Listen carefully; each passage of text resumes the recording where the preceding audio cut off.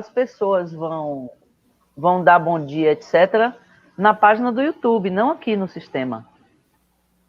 Ó, já estamos já com Rafaela, já deu bom dia pra gente. Cíntia Chagas deu bom dia também, assistindo desde Rosário, Argentina. Bom dia. Uau. Blazer. Salve, Conhece? Cíntia. Salve. Então já Bom dia. estamos com o chat ao vivo para todos, as imagens, o som. Gostaria de saber como é que vocês estão recebendo aí o nosso som, a nossa imagem, por favor. Deem um retorno para a gente, que isso é muito importante para a qualidade da nossa interação. Obrigado. Mas eu e Nicola, a gente não está vendo o chat, não. Mas aí, em algum lugar aí ao lado direito de vocês tem assim o chat, né? Em algum lugar aí do computador. Porque nós temos o chat privado e o... sim! Chat, na live, nos comentários da live.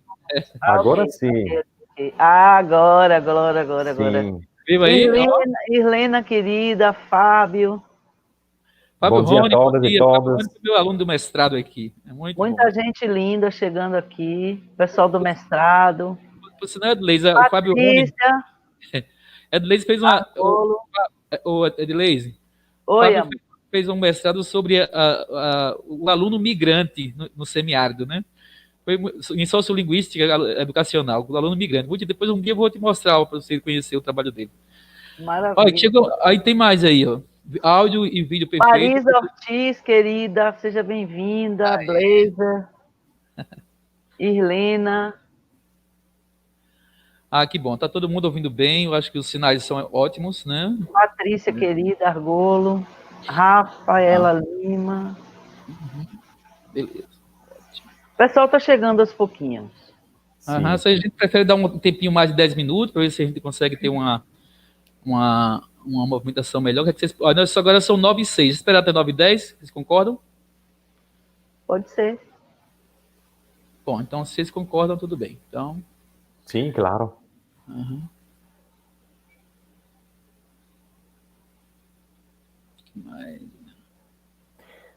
Bom, para os que chegaram, como é uma live internacional, eu vou dar o bom dia em italiano. Buongiorno a tutti e a tutti. É um piacere imenso essere qui com voi. Pronto. A Érica Ribeiro também chegou ali. Doris Matos. Doris, querida Érica. Lúcia Ribeiro. Olha, Érica Ribeiro.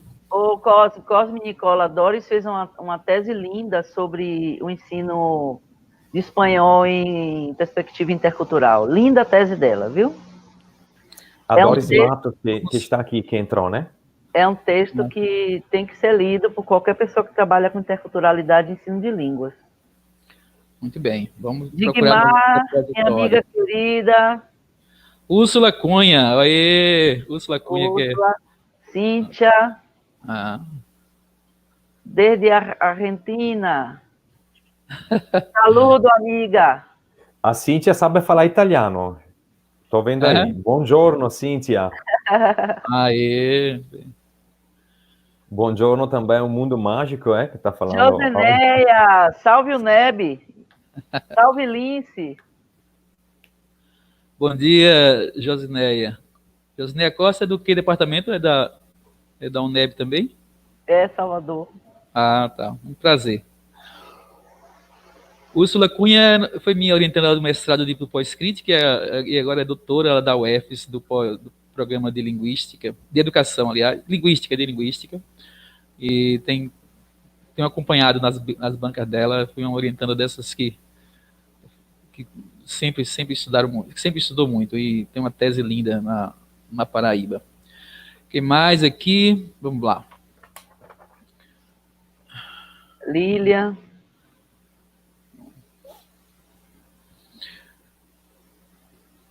Bom, eu acho que já podemos, né? 9h10, a gente vou fazer a introdução para quem já está presente. Querido, Márcio Carvalho. Vou fazer a introdução, viu, gente? Com licença aí, para que vocês tenham o tempo de fala preservado, né? Porque só meia horinha não é muito tempo, né? A gente pensa que mas não é muito tempo. A Úrsula está consertando ali, ela é do GEPLET, o NEB e o EFES também. Muito bem. Obrigado, Úrsula. Bom, eu vou introduzir essa live nesse momento agora, para garantir um tempo bom para vocês falarem, como eu disse inicialmente, e depois eu vou retornando a cada fala de vocês para fazer algumas perguntas, intercalar algumas coisas, e depois para finalizar, tá certo? Vou ficar por aqui acompanhando, ouvindo o chat, as perguntas que vocês foram levantando aí são muito importantes, né, dos participantes todos, e nós vamos poder registrar e tentar responder todas dentro do tempo, né? Só lembrando que essa live ela tem uma duração de 2 horas, né? Não pode ser muito mais do que isso, não pode ser mais do que isso, porque o canal é programado, mas vamos esperar que vocês consigam desenvolver uma apresentação produtiva e de impacto para todos que se organizaram para participar e para assistir essa live, né? Bom, então, como vocês estão vendo aí, eu sou Cosme Batista, do PPGESA, da UNEB de Juazeiro, e estou com essa responsabilidade de desenvolver esse canal com temas que são estratégicos para o programa.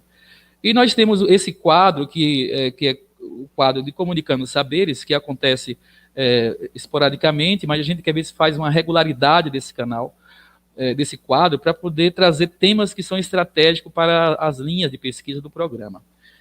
E esse tema de educação e interculturalidade, ele é extremamente relevante para a formação dos nossos alunos, que atuam basicamente com demandas de investigação do contexto do semiárido brasileiro, e também buscando uma relação intercultural com outros países através de pesquisadores que passam pelo programa, como é o caso do nosso colega Nicola Andrian.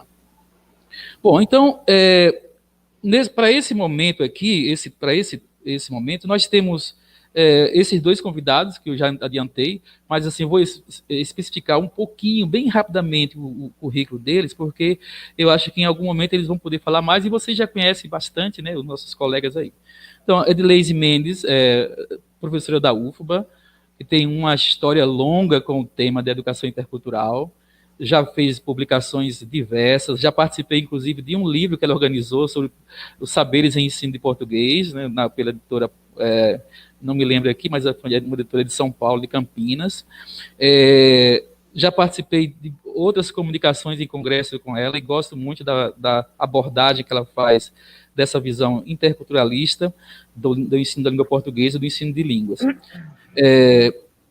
E o Nicola, que é o nosso Nicola Andrian, que é o nosso pós-doutorando aqui no programa de PPGESA, na UNEB de Juazeiro, tem também feito um investimento muito importante nessa parte da relação entre Brasil e Itália, discutindo a educação intercultural, buscando atualizar conceitos estratégicos do Paulo Freire, que a gente tem necessidade muita de revisitar Paulo Freire sempre, quando se fala em educação e cultura. E nós não teríamos, né, momento mais importante do que esse, né, Cipo? Eu acho que nós estamos com duas referências muito importantes para discutir o tema, que deve ter impacto de imediato na formação dos nossos mestrandos, que estão aqui desenvolvendo temas, estudos nessas linhas, nesses temas transversais às linhas do programa, e, posteriormente, deverá também impactar para todos que estão nos ouvindo aí no Brasil e fora do país, né? Eu acho que é uma live realmente de grande impacto. Eu agradeço demais a vocês pelo convite, já antecipadamente, e vamos ficar por aqui. Eu vou deixar bem claro que eu vou começar pela fala da professora Edileise, com 30 minutos, e eu vou ficar acompanhando as questões e levantando algumas perguntas, e posteriormente eu passo a palavra para o Nicola Andrian, para ele fazer a apresentação dele. Tem 2 questões aqui que eu faria, né, se eu tivesse num lugar do público, e também que muita curiosidade minha, que é em relação... primeiro, eu acho que essa definição do que é educação intercultural, do que é interculturalidade, ela é preciso, de vez em quando, sempre retomar as definições, os conceitos, né? Embora é difícil definir uma concepção única, né? Não tem como definir uma concepção única, mas pelo menos as centrais, né? As definições centrais, eu gostaria que vocês apresentassem, pensando no nosso aluno que está inserido nessa temática. Depois eu gostaria que vocês, se possível, né, não estou, como curioso, né, mediador curioso, eu queria saber como é que é um professor, como é que atua um professor nessa perspectiva da interculturalidade. O educador intercultural faz o quê? Faz como, né? E por último, eu queria saber como é que vocês orientam pesquisas, né, de mestrando, doutorando, pós-doutorando, para trabalhar com a educação intercultural, com objetos que envolvam a educação intercultural. Então, essa é a minha introdução, minha primeira parte, e gostaria que vocês ficassem bem à vontade, ficassem bem tranquilos para fazer as suas abordagens. Então, eu deixo já a palavra franqueada para a Edileise Mendes, nossa amiga, colega, meu agradecimento de coração e também de relação acadêmica sólida e para muito tempo. Muito obrigado, Edileise. Olha, bom dia a todos, a todas. Eu quero agradecer muito ao PPGESA, mas especialmente, claro, a você, Cosme, meu amigo querido, de longas datas, né? Bote aí mais de 20 anos, que a gente troca figurinhas em diferentes áreas da vida acadêmica, na vida pessoal e etc. Já dividimos muitas cachaçinhas juntas, né, Cosme? Então, é um grande prazer ter esse convite seu e estar aqui para conversar com tanta gente bonita que entrou aqui nessa live. E um grande prazer conhecer o Nicola Andrian, que eu não conhecia ainda. É um grande prazer estar dialogando com você, Nicola, nesse espaço, nessa live que é em si mesma intercultural, não apenas porque somos sujeitos históricos diferentes, mas porque a gente, desde o início, já criou um espaço de diálogo, de troca, de aproximação e de partilha, e o ambiente intercultural é isso. Mais do que um conceito, é um modo de ação, como a gente vai ver, né? Antes de começar, eu quero responder aqui, fizeram uma pergunta, acho que foi perdi. Eu citei o nome da Doris Matos e disse que... A Úrsula, professora. A Úrsula, né? Eu falei que a tese da Doris Matos, que trata sobre o ensino de espanhol na perspectiva intercultural, é um texto fundamental, né, para o ensino de quem trabalha com ensino de línguas, formação de professores. E me perguntaram, professora, repita de quem é a tese. Professora Doris Matos. Bem, então vamos continuar. O Cosme, quando me convidou para essa live, eu perguntei, a gente vai ter um tempo de apresentação, como é que vai ser? Não, eu vou fazer perguntas. Então, eu não preparei uma apresentação com slides, com isso, aquilo, porque eu achei que seria mesmo um bate-papo, e é isso que vai ser.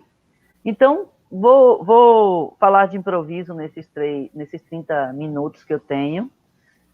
Falar não é problema, porque eu falo demais, meus colegas e alunos que estão aqui sabem.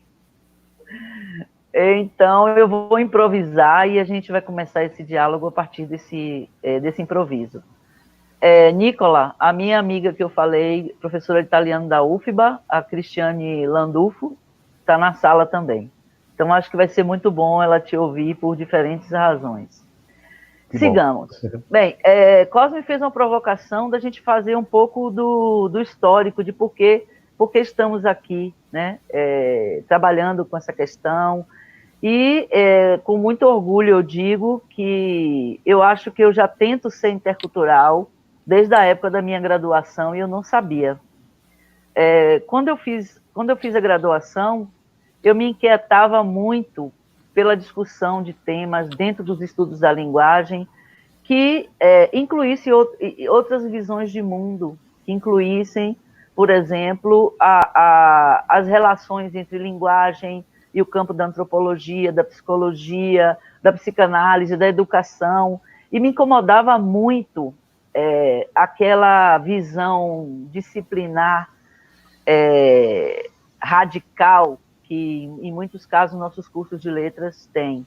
Então, essa inquietação foi me movendo de diferentes formas na graduação, na própria graduação, e eu era, às vezes, considerada por alguns professores mais tradicionais uma estudante que provocava demais. Edileise, deixa isso quieto, você provoca demais. Então, no mestrado, eu radicalizei a minha provocação quando eu disse que eu ia discutir o ensino de língua, relacionando isso com a cultura, com os usos. Não, mas isso aqui não pode. Isso aqui não tem lugar. Então, eu disse, como não tem lugar? Não tem ninguém que te oriente. No mestrado na UFBA. Aí eu falei, tá bem, se esse é o problema, eu vou procurar alguém que assine a minha dissertação. E eu fui atrás de uma professora, que foi Elizabeth Reis Teixeira, que falou, mas Edileise, eu não entendo nada disso. Eu falei, não precisa entender, só precisa ser minha parceira e assinar junto comigo. E assim ela fez, né? Então, essa rebeldia já mostrava uma inquietação de dizer, poxa, cadê o humano em nós quando entramos na sala de aula, quando formamos professores, quando desenvolvemos material didático? Eu não quero olhar apenas para dentro da língua, eu quero olhar para fora da língua, e eu quero olhar também para as pessoas com as quais eu estou dialogando, sejam eles colegas, alunos, formadores, outros formadores, a própria instituição. Então, essa experiência do mestrado me mostrou que eu precisava sair, eu precisava buscar algum lugar que eu pudesse desenvolver essa minha ansiedade, essa minha, vamos dizer, inquietação. E, nesse momento, a Unicamp era a universidade que tinha o melhor programa de linguística aplicada do Brasil, um dos mais bem avaliados. Na época, eu fui desencorajada, me disseram, olha, nem tente, porque são muito poucas vagas, e normalmente são as pessoas do Rio, de São Paulo. Eu falei, e daí, né? Mas não é aquele daí, não, viu?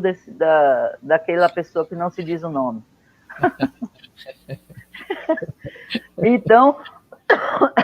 Então, eu fui nessa aventura, entrei na Unicamp, e lá eu pude, na verdade, eu posso dizer que a partir de 2009 não, gente, 99, né? A partir de 99, eu comecei a pensar a interculturalidade numa perspectiva mais teórica, né? A minha tese foi defendida em 2004, e nessa tese eu proponho uma abordagem intercultural para o ensino de línguas, numa perspectiva mais ampla, mas todo o trabalho empírico, trabalho de campo, foi realizado no contexto de português como língua estrangeira, que sempre foi um dos campos em que eu atuei desde que tinha 20 anos, né? Quando a UFBA estava iniciando nos cursos de extensão de português para estrangeiro. Então, de que lugar eu falo? Eu trabalho com a língua portuguesa, especificamente, tanto na perspectiva de língua materna, quanto na perspectiva de língua estrangeira, mas não só, porque a minha experiência no campo da educação linguística, de modo mais amplo, me jogou para pensar questões que não estão relacionadas especificamente ao português, ao inglês, ao espanhol, ao alemão, ao italiano, ao francês, mas sim à educação linguística numa perspectiva mais ampla. Então, eu tenho me preocupado em discutir epistemologicamente as diferentes questões que estão relacionadas ao campo da educação linguística, seja a formação de professores, o ensino propriamente dito, a atuação em sala de aula, abordagens de ensino, abordagens e metodologias, são duas coisas diferentes, o desenvolvimento de materiais didáticos, de currículos, planejamento de cursos, enfim, todos os elementos que estão envolvidos, as políticas que são criadas, né, para o ensino de línguas, para a formação de professores. Então, minha preocupação é com o campo da educação linguística. Claro, e a experiência mais pontual na área do português, mais direcionada para a área do português, porque foi sempre a minha atuação desde o início. Mas, como quem entrar lá no meu grupo de pesquisa, o Núcleo de Estudos em Língua, Cultura e Ensino, verá que eu tenho orientandos de todas as línguas, né, de Libras, de italiano, de francês, de inglês, de alemão, porque nós não discutimos, eu não discuto o alemão com a minha orientanda Ivanete, mas porque o alemão ela sabe. Eu discuto outras questões que estão no entorno do que é ser professora negra de alemão na Bahia. E essas questões fundamentais, elas não estão apenas relacionadas ao ensino do alemão, mas a todas as outras pessoas negras e negros que hoje atuam nas pós-graduações, né, desenvolvendo teses, e que muitas vezes ouvem, mas o que tem a ver relações étnico-raciais com o seu objeto de pesquisa? Isso aqui não é lugar disso, como nós já ouvimos no seminário. Isso não é linguística aplicada, isso não é linguística, isso aí é sociologia, né? Porque as pessoas esquecem que esse sujeito que fala, esse sujeito que pesquisa, é uma pessoa e ela está inteira. E a reflexividade, né, que é um termo bastante conhecido no campo da pesquisa qualitativa, mostra isso. Eu não posso ser uma investigadora sem me amalgamar com aquilo que eu faço. Então, essa tensão, o distanciamento entre o que eu faço, entre o que eu pesquiso, né, e aquilo que eu preciso enxergar, essa dificuldade de ir e vir é que faz de uma pesquisa qualitativa uma pesquisa mais sensível e menos atrelada àquelas visões positivistas do que é fazer pesquisa no campo da linguagem. Desculpa. Então, quando eu falo isso, sobre essa questão de pensar elementos relacionados à educação linguística como um todo, é que quando eu penso na interculturalidade, e desde a minha tese de 2004, eu venho trabalhando, mostrando que a questão intercultural atravessa todos os campos do saber, atravessa diferentes modos de pensar. E tanto é que, se vocês fizerem uma rápida busca no Google, vocês vão ver que essa questão intercultural aparece em todas as áreas, inclusive nas áreas exatas, né? Aparece por quê? Por que essa inquietação? Então, quando eu desenvolvi a tese em 2004, e muito engraçado que ontem um amigo da Argentina, Fabrício Miller, que é diretor da Casa do Brasil na Argentina, uma escola de línguas que ensina português há mais de 25 anos em Buenos Aires, ele me fez a seguinte questão: amiga, mande para mim alguns conceitos de interculturalidade seu. Aí eu falei, olha, é o seguinte, eu posso te mandar um conceito hoje, mas amanhã pode não ser mais esse, ele já mudou. Porque à medida que a gente avança, que a gente continua pensando, a gente vai revendo e aprimorando. Seja uma pequena ideia que a gente acrescenta, seja uma forma diferente de ver a coisa. Então eu disse assim, eu vou fazer o exercício. Aí eu peguei e fiz uma colagem do que eu disse em 2004, do que eu disse em 2008, do que eu disse em 2010, do que eu disse em 2012, do que eu disse em 2015, do que eu disse em 2019. E mandei para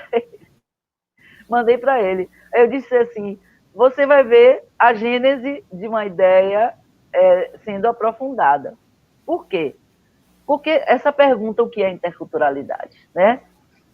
A gente pode definir interculturalidade de diferentes formas, vocês vão encontrar N definições. Mas eu acho que a questão fundamental não é a gente encontrar uma definição que explique tudo, que defina tudo. Até porque eu sou contrária a essas ideias prontas, enlatadas, esses conceitos fixos, essas coisas imutáveis. Eu não sou adepta da árvore de um tronco só. Eu sou mais derridiana, eu gosto das gramíneas. das gramas se espalhando. Então, eu queria que vocês fizessem um exercício para pensar o seguinte: compreender, mais do que uma definição de interculturalidade, compreender a interculturalidade é compreender um modo de ação no mundo, um modo de intervenção. Muitas vezes já me perguntaram assim, professora, o que é interculturalidade? O que é ser intercultural? Será que isso não é uma moda? Eu disse, olha, a gente sai e entra de modas e modas. Agora, por exemplo, todo mundo fala em decolonialidade, né? Todo mundo fala sobre isso. Inclusive, o conceito ou a ideia de decolonialidade está tão esvaziada por causa vamos dizer, da banalização de seu uso. Tudo agora é decolonial. As pessoas, será que entendem, de fato, o que é decolonial, o que é o pensamento decolonial? Então, com a interculturalidade é o mesmo. Então, eu me pergunto, isso não é uma moda? A moda já passou. Eu digo, bem, depende. A moda é aquilo assim, olha, a gente está na moda da calça pantalona. Todas as mulheres aqui se lembram, né? A moda passa, vem outra, da boquinha pequena, apertada. Daqui a pouco a pantalona volta de novo. A gente pode falar isso em relação a diferentes coisas no mundo que nos cerca, né? Mas a questão da interculturalidade, eu costumo dizer, pensem, por que essas discussões surgiram e são necessárias? Porque com todas as viradas, a partir da segunda metade do século XX, não é possível construir qualquer tipo de pensamento que não seja incluindo o ser humano, a pessoa, né? A gente sai daquele cogito cartesiano, né? Penso, logo existo, e diz assim, eu estou no mundo. Eu estou no mundo, não apenas com o meu pensamento, com a minha razão, mas eu estou no mundo de corpo e alma. Eu sinto, eu penso, eu tenho medo, eu duvido, né? Eu sou. E tudo isso que eu sou, obviamente, interfere naquilo que eu faço, nas ações que eu desempenho no mundo. E falar línguas, ensinar línguas, formar professores, não ficaria incólume em relação a isso. E em todos os campos do saber, como eu já disse. Então, pensar na interculturalidade é uma necessidade que nós temos hoje de pensar a diferença. E de que modo essa diferença aparece, né, é compreendida, incorporada na sociedade que nos cerca. Por isso que a interculturalidade, as discussões sobre a perspectiva intercultural estão presentes em diferentes campos, porque a necessidade de se pensar o que fazer com tantas diferenças, com tantas desigualdades. Vamos mostrar a cara, né, dessas diferenças. Vamos mostrar que quando pessoas estão juntas, nós vivemos tensões, conflitos, aproximações e distanciamento. A perspectiva intercultural busca criar um espaço de interseção, mas não é o espaço de interseção construído por uma colagem de parte do que eu sou Edileise e parte do que Nicola é, por exemplo, ou Cosme, mas sim um espaço de negociação, no qual eu, Edileise, continuo sendo Edileise, mas diferente. Essa diferença é o esforço que fazemos para interagir, para compreender, para estar no lugar do outro. Então, eu compreendo a interculturalidade como um modo de compreensão do mundo e, mais do que tudo, um modo de ação que busca o desenvolvimento de espaços de interlocução, de respeito ao outro, de compartilhamento, de enfrentamento do racismo, de enfrentamento de todo tipo de opressão, né? Então, a interculturalidade não é algo que está pronto. Precisa ser construída todos os dias, à medida em que vivemos. se você é professor de línguas, se você é professor da escola básica ou professora, se você é um palestrante famoso da área de business, se você, seja lá quem você for, né? Essa ação de promover espaços de interlocução e zonas nas quais as pessoas sejam respeitadas pelo que elas são, pelo modo como elas ensinam e aprendem, pelo modo que elas pensam o mundo, o que elas decidem fazer do seu corpo, da sua vida, né? Se você tem respeito por isso, então você está em processo, você está desenvolvendo uma ação intercultural.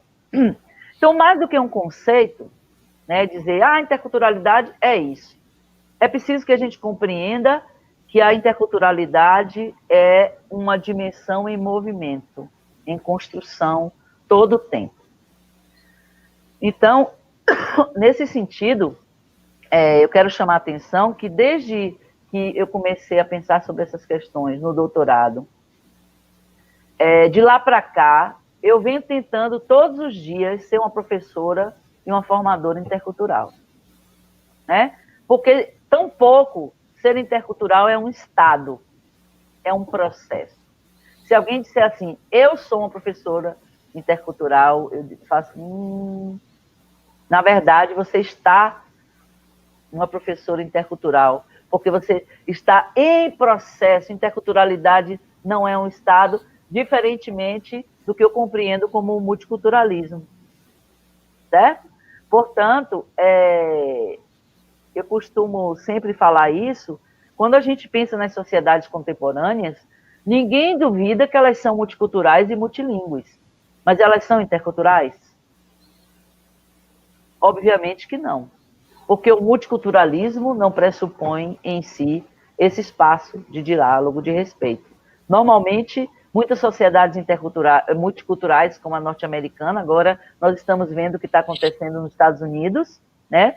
Depois do assassinato brutal do George Floyd, o que está acontecendo. Então, aquela sociedade é multicultural no sentido que muitas pessoas às vezes defendem, que parece o sentido de intercultural, não é.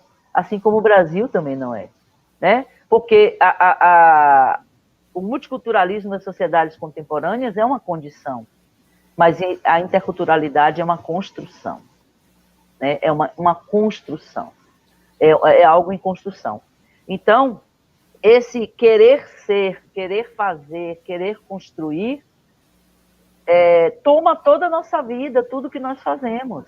E aqui tem, na live tem um monte de professor e professora que são professores e professoras interculturais em processo. Em processo, muitas delas eu conheço e que fazem esse trabalho e compreendem exatamente o que eu estou querendo dizer. Então, a partir da tese de doutorado, eu venho aprimorando essa ideia e discutindo em relação a diferentes campos, em relação à promoção de línguas, em relação às políticas linguísticas, em relação ao ensino, em relação a práticas de sala de aula, em relação a desenvolvimentos materiais, em relação à formação de professores, sobretudo, que é um dos grandes eixos dentro dos quais eu atuo. Aqui, por exemplo, na sala tem algumas professoras argentinas, queridas amigas que eu fiz nessas andanças, formando professores de português no exterior, né?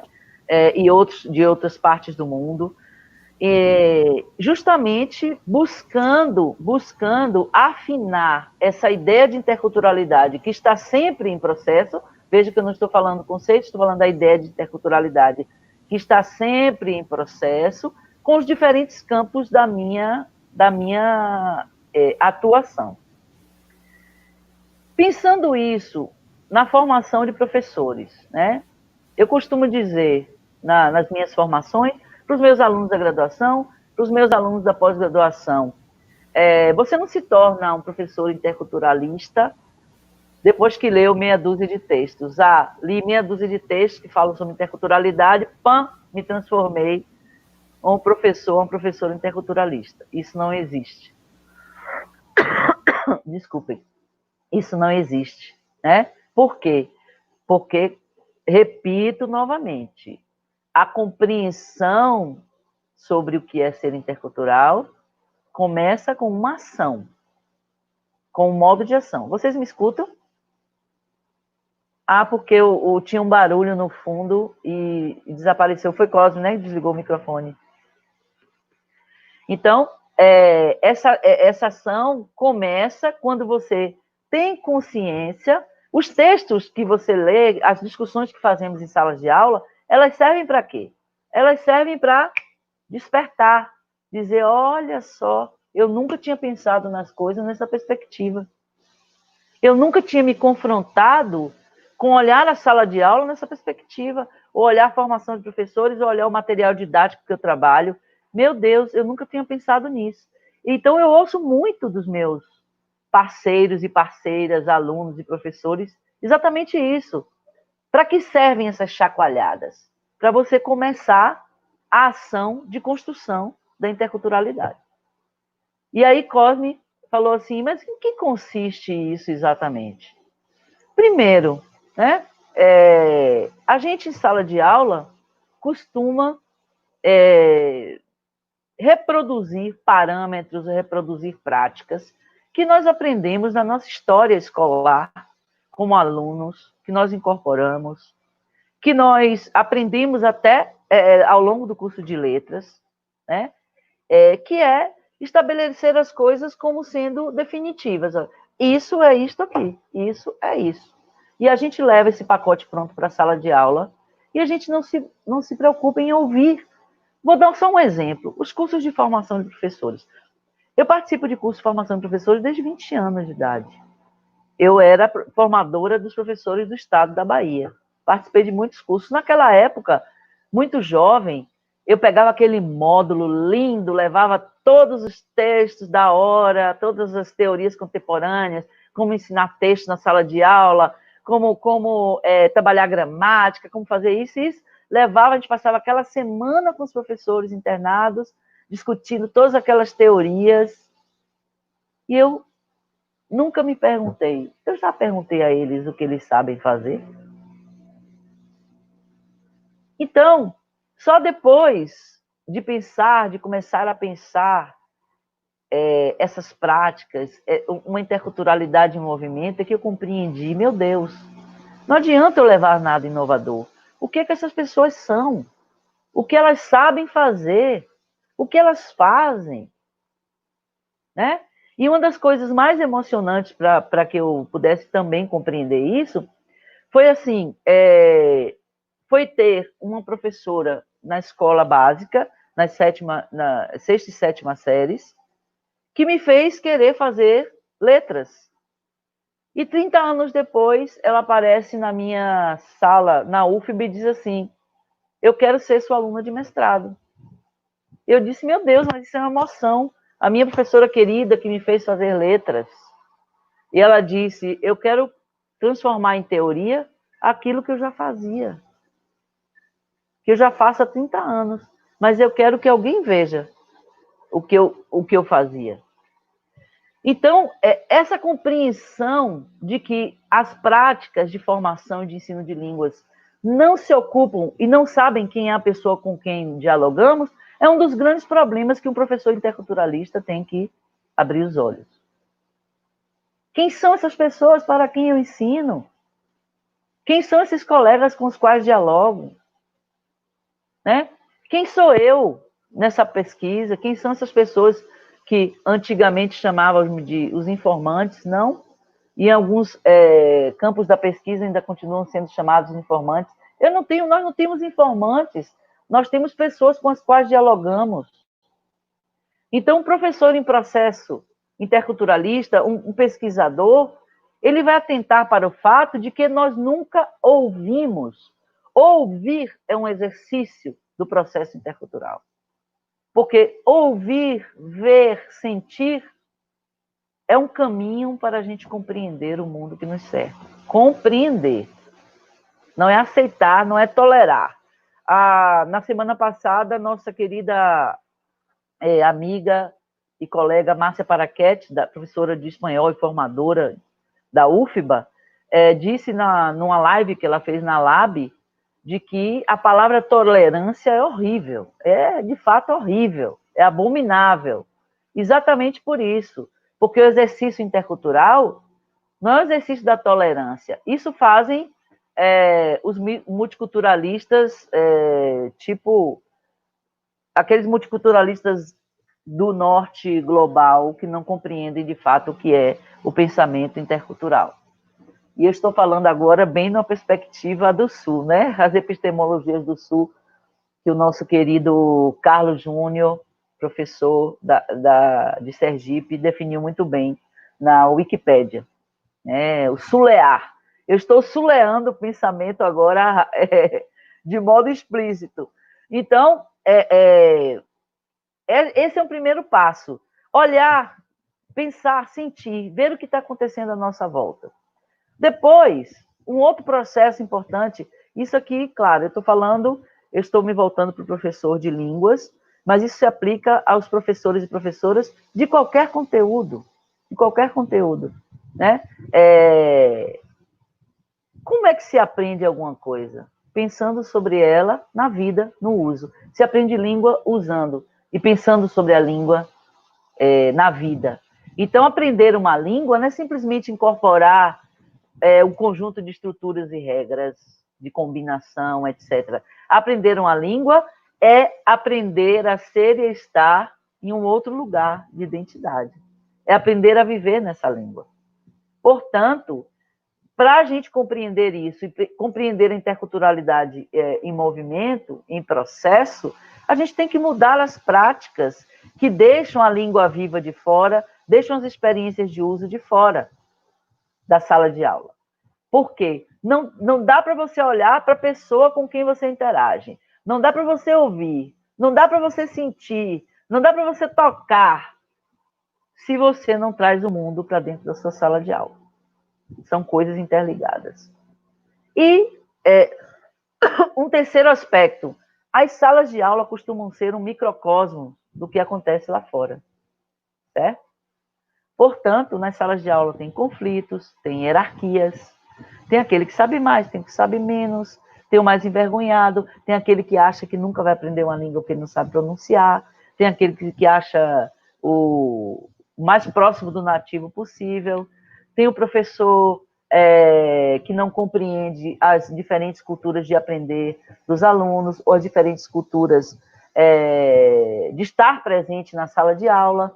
Portanto, como um microcosmo do mundo que está lá fora, todas as questões, inclusive de racismo, de discriminação, de hierarquizações que colocam uns em posições de subalternidade em relação aos outros, acontecem em nossa sala de aula. O professor interculturalista, ele está sempre de olho. A sua sala de aula é uma sala de cooperação. Todos aprendem, todos ajudam a todos e todas. Eu não posso valorizar um aluno porque ele pronuncia bem e não prestar atenção que tem alguém que não fala porque não tem oportunidade. Existe a melhor pronúncia, quem pronuncia melhor ou pior? Existe ainda essa figura hoje do falante nativo ideal, do aprendiz ideal? Tudo isso, numa perspectiva contemporânea, intercultural, sensível às pessoas, cai por terra. Portanto, um professor em processo, ele tem que estar de olho. Por que essa pessoa nunca fala? Por que esse sempre toma um turno ao invés de ajudar os outros? Por que determinados grupos só sentam juntos? Por que há essa hierarquia na minha sala de aula? Por que eu permito que pessoas façam, por exemplo, emitam opiniões racistas? Todo mundo pode ter opinião, mas isso tem que ser debatido em sala de aula. Chega de jogar as questões, os conflitos para debaixo do tapete, como sempre foi feito. A sala de aula é um espaço de interlocução, de aproximação, de construção dessa interculturalidade. Por quê? Porque muda os modos como nós encaramos. O conteúdo que ensinamos, os modos como esse conteúdo entra em sala de aula, e mais do que tudo, o que é ensinar e aprender num espaço intercultural, que é um espaço, sobretudo, de partilha e de compreensão. Eu não posso dizer que sou uma professora interculturalista em processo, ou uma formadora interculturalista em processo, se eu não presto atenção àqueles e aquelas com quem eu dialogo. Isso é fundamental. A sensibilidade para tudo. Aí vocês me perguntam, bem, muitos de meus alunos, alunas, colegas disseram, meu Deus, eu despertei depois que eu comecei a ler certas coisas. Mas eu digo para vocês que muitos de vocês foram, ao longo da vida, interculturalistas e nem sabiam. Porque tem gente, tem professor, professora, que tem uma sensibilidade intercultural nata e que depois diz assim, tudo isso que eu pensava e fazia está aí, está sendo dito de um modo, vamos dizer assim, entre aspas, teórico. E aí eu entro naquela questão, né, dos saberes. A interculturalidade considera todos os saberes que circulam no espaço onde você atua. Não é só o saber do acadêmico, o saber produzido nos espaços legitimados do saber, mas aqueles saberes cotidianos, os saberes do dia a dia, né? Os saberes que as pessoas trazem da sua história, da sua experiência, os saberes ancestrais, né? Os saberes das culturas presentes ali na sala de aula. Então, tudo para nós que buscamos esse processo de desenvolvimento da interculturalidade, tudo pode ser aproveitado e compreendido, porque não existe essa hierarquização desses saberes. Também a relação teoria-prática. O que é teoria, o que é prática, uma alimenta a outra, né? Uma se amálgama com a outra no processo de ensinar e aprender línguas ou qualquer outro conteúdo. Por isso, os saberes dos meus alunos, dos meus professores, são importantes para mim, para qualquer professor em processo de desenvolvimento da interculturalidade. Os saberes que as pessoas trazem. Aquela professora que foi minha professora, que achava que talvez o que ela sabia talvez interessasse as pessoas, ela estava certíssima. Tudo que ela construiu ao longo de 30 anos, sendo uma professora interculturalista sem saber, ela foi lá e ela disse, bem, fiz uma dissertação de mestrado, vocês me ouvem agora? Porque os saberes e as teorias produzidas em salas de aula não costumam ser valorizadas, né? Porque não foi produzido nos espaços legitimados de saber da universidade, das pós-graduações, são saberes importantíssimos, são teorias também que são desenvolvidas em sala de aula, são teorias que são construídas em sala de aula, assim como nós temos os saberes dos nossos alunos que mais nos ensinam, às vezes, do que nós a eles. Então, eu estou tocando só algumas questões e eu espero que, de improviso, para que vocês possam pegar esses caquinhos e fazer perguntas para mim, né? Fazerem... Quanto tempo tem, Cosme? Quanto tempo eu já falei?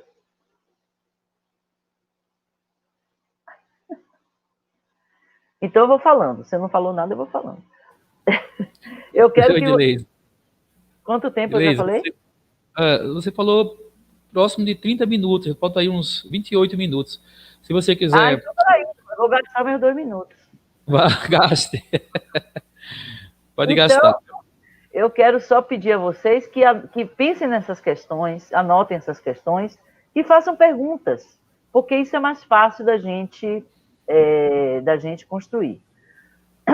Mas, para encerrar essa primeira parte, eu gostaria de dizer que eu gosto muito de uma frase do Milton Santos, não vou lembrar muito assim claramente como é que ele diz, mas ele diz que o modo de ver o mundo é o modo como você olha a partir da sua janela. E aí eu junto a esse pensamento de Milton Santos, outros já manifestaram essa mesma ideia de diferentes formas, um livro de Leonardo Boff, A Águia e a Galinha, no qual ele diz que todo ponto de vista é a vista de um ponto, que os olhos veem a partir de onde os pés pisam. Portanto, um dos grandes exercícios do processo de desenvolvimento da interculturalidade, veja só, seja a interculturalidade do ponto de vista epistemológico, seja a interculturalidade do ponto de vista pedagógico, seja a interculturalidade do ponto de vista político, seja qual for a perspectiva. Então, uma das coisas mais importantes nesse processo é a gente compreender que o nosso modo de ver o mundo é apenas um modo. É apenas um modo. E o exercício da compreensão, ele é tão importante nesse processo, porque através desse exercício, no qual eu busco compreender o outro, quem ele é, como ele pensa, porque ele sente do modo que sente, porque ele age da maneira que age. Esse exercício de compreender o outro é a maior força potencial do processo intercultural, porque eu me obrigo a sair desse lugar e construir uma das armas mais fundamentais e importantes para o processo de construção da interculturalidade, a empatia. Se você não tem empatia, se você não sente pelos outros, pelas outras, se você não busca compreender e sair desse lugar, né, desse ponto de vista amarrado para compreender os outros, você pode tentar a vida inteira, mas você sequer vai chegar perto do que é ser e viver de modo intercultural. Perguntas, tá bem? Obrigada, Cosme, obrigada, Nicola. Obrigada, gente que está assistindo. Obrigado você, Deileze, pela sua sempre já prevista participação nas nossas mesas, né, e com temas de grande importância. Eu acho que você respondeu as perguntas que eu elaborei inicialmente e não esperava menos, na verdade, né? Mas assim, eu queria passar algumas perguntas aqui, uma ou foi outra pergunta que eu registrei dos participantes. E aí também queria registrar, primeiro agradecer de coração todos os participantes dessa live, todos os participantes que estão somente ouvindo, que estão fazendo comentários, que estão fazendo perguntas. Independentemente do tipo de participação, eu quero agradecer a todos de coração. É uma live que realmente promete aprofundar o tema da interculturalidade na educação, como eu disse, com esses dois convidados que eu falei inicialmente. Bom, então, eu queria também fazer o registro da participação da professora Angela Klein. Ela entrou aí, mas teve um problema com a internet, depois precisou sair, mas ela vai depois ver o vídeo pelo YouTube. Agradeço imensamente a contribuição dela sempre nesses temas, e é isso aí. Vou aproveitar aqui nesse momento para levantar uma pergunta só que foi feita. O resto a outra parte foram comentários muito produtivos, né, relacionado com o tema, né. Foram vários comentários. Eu destaquei aqui alguns que são também de contribuição. O professor Edmesso, né, registrar a participação dele, esse quadro Comunicando Saberes, é uma iniciativa do professor doutor Edmesso Reis, que ele foi, quando ele coordenava o programa de PPGES, ele coordenou durante 4 anos esse programa, e ele teve a iniciativa de criar esse quadro Comunicando Saberes, que tem sido um quadro muito, muito importante, muito bonito na nossa carreira acadêmica do BPGESA. Aí ele fez um comentário que eu achei pertinente e muito coerente com o que a Deileze tem colocado aí, está colocando. Ele falou que a multiplicidade das culturas é o que constitui o conjunto da sociedade, né? Mas compreendê-las numa perspectiva intercultural é meio caminho para a construção da equidade, né? É um comentário que acrescenta ao que a Deileze está colocando, e possivelmente, caso você deseje comentar, fique à vontade. Aqui também há um comentário de outros professores, um comentário que eu registrei, que foi da professora, deixa eu só ver onde eu coloquei, de Cristiano Landulfo, né? Estamos cada vez mais precisando pensar interculturalmente, né? Isso, ela acrescenta que a educação intercultural ela é antirracista, como bem destacou a Edleise, é emancipadora e é antifascista. Né? A Edleise trouxe algumas ilustrações importantes nessa perspectiva do movimento antirracista, emancipador e antifascista, que é uma das bases fundamentais da educação intercultural. E também a maior parte dos participantes tem dito que, como a Edleise destacou, que a interculturalidade é uma construção, é um processo, né? Eu acho que faz muito sentido essa abordagem, essa previsão, né, de ser uma construção, um processo, um ato, uma atitude, né, uma ação humana pela inclusão, né, pela igualdade, para diminuir que diminui as injustiças sociais e educacionais. A Úrsula também destacou com uma fala maravilhosa, Úrsula Cunha. Depois teve mais algumas observações aqui que a Gilvan disse que Gilvana da Costa disse: é sempre um show, nossa musa falando, né? Eu concordo com a Gilvan. Bom, e aqui tem outro comentário que eu queria. A pergunta, efetivamente, né? A pergunta de Fábio Rony, né, que ele coloca, acho que essa foi a única pergunta. Caso tenha mais alguma pergunta, pode repetir, que eu vou pegando aqui pelo chat. Ele fala assim, o Fábio pergunta... Cosme, não seria bom deixar as perguntas para o final? Mas eu vou colocar e você anota, depois você pode responder no final.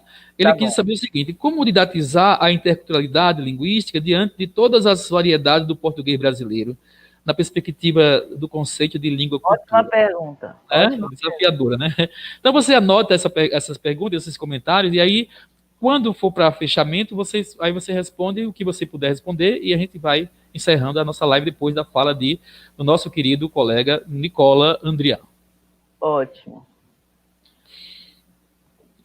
Buongiorno a tutti e a tutte. Como é um momento intercultural, eu vou falar italiano, tá? Tô brincando. Eu vou falar português. Então, bom dia a todos e todas. É um prazer imenso para mim estar aqui, conhecer a professora Edleise, que eu não conhecia. Grato ao professor Cosme pelo convite e também ao professor Edimerson, que é o supervisor da minha pesquisa. Então, eu sou o Nicola, italiano, mas residente aqui no Brasil. A minha trajetória intercultural, de verdade, começou 20 anos atrás, quando eu estive aqui no Brasil pela primeira vez fazendo o estágio da minha universidade. Eu estava cursando Ciências da Educação e da Formação, e o ano anterior ao meu, começaram os primeiros estágios no exterior. E isso foi apaixonante. E entro logo em um conceito e uma palavra que é multicultural, e concordo com a professora Edleise, multicultural, podemos pensar na presença de muitas culturas, né? É uma condição. A Itália, de fato, é um país multicultural. Isso não significa que tínhamos interculturalidade. Vamos ver agora, ao longo do processo. Enfim, essa minha viagem para o Brasil mudou completamente a minha vida, completamente. Eu estou aqui agora, não pensava, era para fazer 2 meses e meio de estágio e voltar para a Itália. Eu estou aqui residente no Brasil e aprofundei cada vez mais esse intercultural. Mas, antes de tudo, eu gostaria, me permita, eu sou muito interativo. Eu gostaria de trabalhar com vocês, todas e todos que estão aqui presentes nessa live. Professor Cosme, qual seria uma definição rápida de educação contextualizada? Muito rápida. A educação que visualiza a potencialização das diversidades em cada contexto de ensino-aprendizagem. Ok, muito obrigado. Eu vou lançar uma questão para vocês, todas e todos. Podemos responder pela chat. Faz parte da minha pesquisa. Na vossa opinião, o diálogo intercultural é ou pode ser relevante para o desenvolvimento da educação contextualizada e vice-versa? Eu acho que é uma belíssima oportunidade para mim de coletar dados rapidamente. Vou repetir a pergunta, podemos responder pela chat. Vocês acham que o diálogo intercultural seja relevante, possa ser relevante para o desenvolvimento de uma educação contextualizada e vice-versa? O que é que vocês pensam? Por favor, podem responder na chat, sim ou não. Uma pequena coleta de dados. Eu não tenho como escrever no chat. Na sua opinião, professora, o diálogo intercultural é relevante para a construção de uma educação contextualizada? Eu vou escrever aqui no... É para escrever ou falar? Podemos compartilhar. Para escrever, porque fica registrado. Eu não vou falar para não influenciar o pessoal. Tá. Mas podemos responder aqui pela chat. É uma pequena coleta de dados, na vossa opinião. Eu vou falar no privado. Aí, Cristiane, buongiorno. Ela está escrevendo em italiano. Que bello poter conoscere um italiano que habita em Brasília. A gente pode nos conhecer mais, Cristiane. Um prazer grandíssimo meu. Pronto, temos a primeira resposta de Fábio, sim, e muito. Por favor, mandem logo uma resposta. Se de cara, sim, fundamental, a Érica. Acredito que sim, Irani, podemos usar essa, acredito que sim. Eu mandei para você aqui no privado, porque no outro eu não consigo escrever. Tudo bem, já recebemos.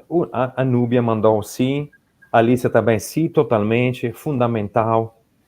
Pronto, podemos responder. Eu vou pensar esse momento com vocês, respondendo as perguntas do professor Cosme através da minha experiência. Mas primeiro, eu sempre gosto de puxar a etimologia dos termos. Eu acho que para refletir sobre interculturalidade, intercultura, nós precisamos pensar só um instante. O que é cultura? Aí seria mais um diálogo entre nós, O que é para mim, Nicola, cultura? O que é para cada uma e cada um de vocês cultura? Gosto muito de Paulo Freire. Eu estou descobrindo cada vez mais esse imenso pedagogo. E ele fala, cultura seria o que dá sentido nas relações humanas. Eu poderia parar aqui, para entrar na linha da professora, mas vamos ver. O Freire também diz, é tudo que o ser humano cria e recria. E é muito importante pensar na cultura, porque às vezes eu tenho mais dificuldades em relações interculturais com meu irmão de sangue, que nasceu na minha família, que é meu irmão, que não com pessoas que moram aqui no Brasil. Então, o que é cultura? Isso é importante para mim, no meu pensar em interculturalidade. Eu acho interessante também nos proporcionar o que a gente entende para multicultural, transcultural e intercultural. Porque, às vezes, lendo artigos, assistindo a reflexões, eu acho que tem, às vezes, um pouco de confusão. Já falamos da multicultural, é a presença de várias culturas, podemos concordar nisso, né? Transcultural, e tem uma pergunta, professor Comer, sobre isso, eu vi na chat, Transcultural pode ser entendido quando tem algo que vai entre uma e a outra cultura. Por exemplo, como o conceito de transdisciplinar. Mas elas não interagem, tem pontos em comum, tem diferenças, mas não há uma interação. É como se fosse um trânsito entre as duas culturas, que mantém os limites, as bordas, né? Viagens, trânsito pelo que é comum, pelo que é diferente. Então, sempre é algo que deixa elas mantendo as próprias características. E intercultural, esse prefixo inter prevê a interação. A interação. E eu vou querer compartilhar com vocês a minha experiência. Eu vou abrir agora, eu preparei um pequeno PowerPoint, inclusive um vídeo. Eu peço para todas e todos vocês um olhar crítico para responder juntos algumas perguntas sobre o que a gente vai ver agora, que é a minha pesquisa de pós-doutorado, do Programa Nacional de Pós-Doutorado. E eu vou aqui apresentar para vocês 3 pontos chaves do nosso interesse para o intercultural. O primeiro ponto-chave, que vem diretamente de Paulo Freire também. O que nós achamos relevante na intercultura é que é o encontro entre pessoas. que são portadoras de cultura. Não há encontro entre culturas fixadas, anônimas. Então, o primeiro ponto de reflexão é nós abordamos o conceito de intercultura através do encontro entre pessoas que veiculam, que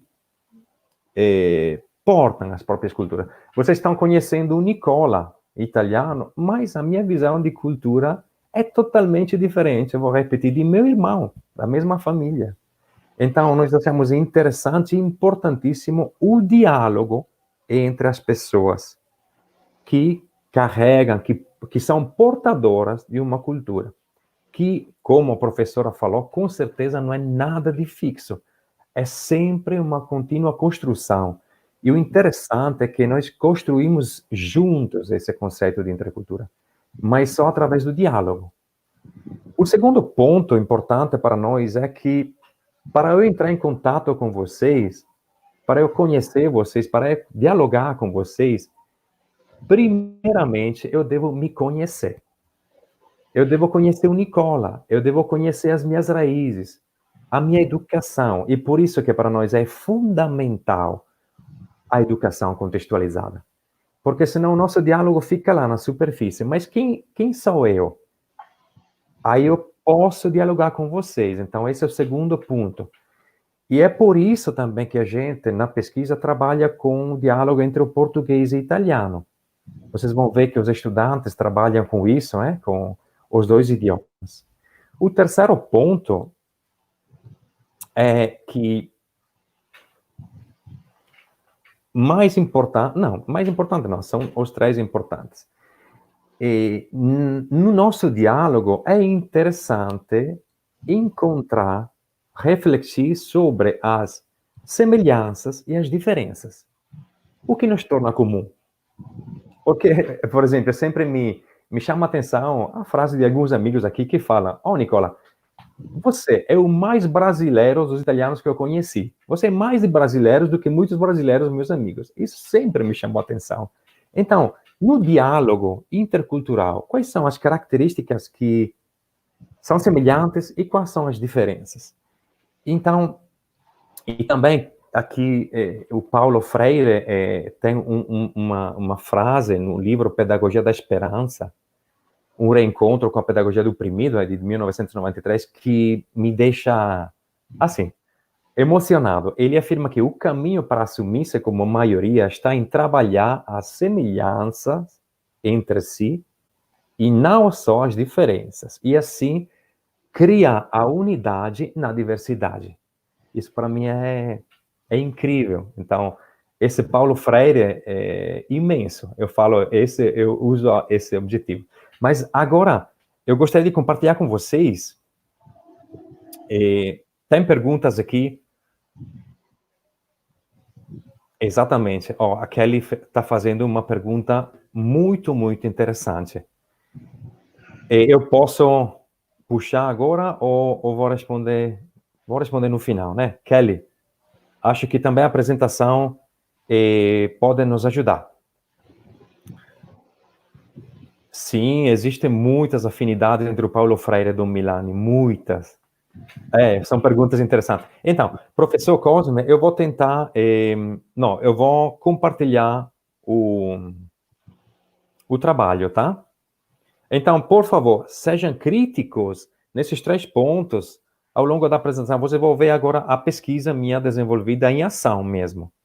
Então, vou fazer esse processo de compartilhar a tela inteira. Pronto. Vocês estão vendo? Ainda não. Estão vendo agora? Sim. O PowerPoint? Agora sim. Pronto. Então, essa é a pesquisa. Vou rapidamente para ficar no tempo. São 3 grandes áreas: a internacionalização, diálogo intercultural, a responsabilidade social da universidade e a aprendizagem através do serviço, todas 3 interligadas à educação contextualizada. E pronto, é a única slide com algumas palavras, mas era só para dar alguns elementos das referências, as principais referências. Uma das principais é o Buber, o Martin Buber. Ele é um filósofo, escritor, pedagogo austríaco, naturalizado israelita. Ele nasceu em uma família judaica e descendente de rabinos poloneses. Então, ele nasceu em uma família multicultural e intercultural. O Milan, que é o meu supervisor italiano, o Cambi, que é um pedagogista italiano, o Freire, claro, e também o Papa Francisco, porque estamos acompanhando algumas atividades vinculadas a um projeto a nível mundial com uma equipe de Papa Francisco. Então, vamos lá. Vou começar com um depoimento de uma estudante que passou 3 meses para fazer o estágio dela aqui em Petrolina, através do projeto que eu coordeno. Ela falou a respeito do conceito de sair do próprio ponto de vista que a professora muito bem colocou como algo de importantíssimo. E ela disse assim: estar na situação de estrangeira me fez pensar muito na capacidade de sair do meu mundo, na minha maneira de pensar, na capacidade de me afastar de mim. Aí, como equipe, trabalhamos bastante na importância de nos expressar, omitindo qualquer julgamento. Prestamos muita atenção para identificar nossas interpretações e opiniões, portanto, vinculadas à nossa cultura e experiência. Porque é como se eu tirasse os meus óculos, eu começo a ver de uma forma diferente. Mas, enfim. Essa é um pouco a situação, no mundo, é um intercâmbio entre 2 universidades, a UNEB, o Departamento de Ciências Humanas de CH3, e a Universidade de Padova. E vocês estão vendo que cada universidade tem a própria comunidade. Mas são 3 minutos e meio de vídeo feito pelos estudantes da UNEB que vão relatar um pouco essa experiência. Vocês estão me ouvindo e vendo bem? Sim. Pronto, então vamos assistir esse vídeo que foi apresentado aqui no Brasil e na Itália. O vídeo tem falas em italiano, mas também em português, tá? Foi feito pelos estudantes da UNEB e relata da experiência do meu doutorado em cotutela. Me desculpe, não tinha falado esse importante aspecto. Eu desenvolvi um doutorado em cotutela entre a Universidade de Padova e a Universidade do Estado da Bahia, antes, claro, do Programa Nacional de Pós-Doutorado. Vamos ver o vídeo, assistir.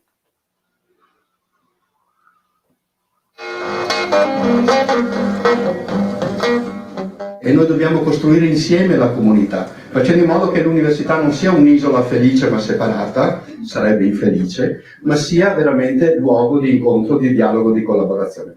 L'università si realizza Sim, pelo ensino, per la didattica, per la ricerca e per la terza missione.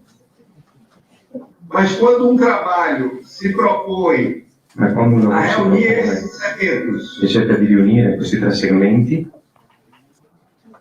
para pensar a formação de per pensare alla sujeitos, formazione del soggetto, especialmente sujeitos juvenis specialmente soggetti giovani, e em formação, informazione é sempre um desafio è sempre una sfida ordinário e extraordinário. ordinaria e straordinaria.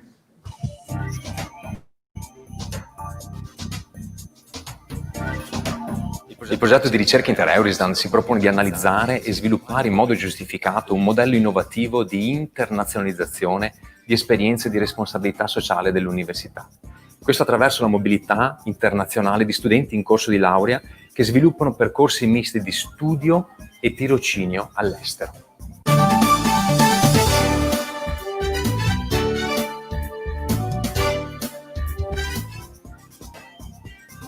O projeto de pesquisa visa analisar e desenvolver justificadamente um modelo inovador de internacionalização de propostas de responsabilidade social da universidade através da mobilidade internacional de estudantes de graduação, com um percurso misto de estudo e estágio.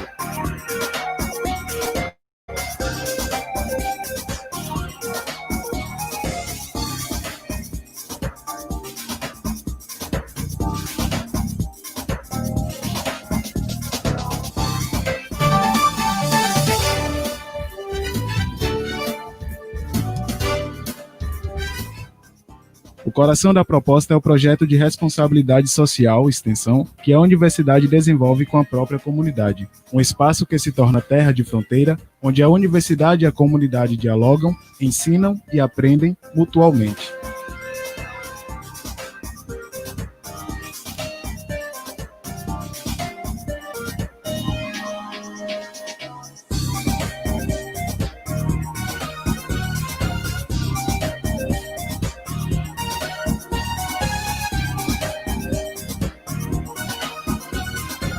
Bem, o projeto de extensão e de relação intercultural desenvolvido por Nicolás, da Universidade de Pádua, em Juazeiro, tem sido muito importante para o nosso departamento, pois tem trazido um crescimento cultural e acadêmico para as nossas estudantes, e recebemos aí as contribuições das alunas italianas que conhecem a realidade local e interferem nelas. Muito bom ter vocês aqui.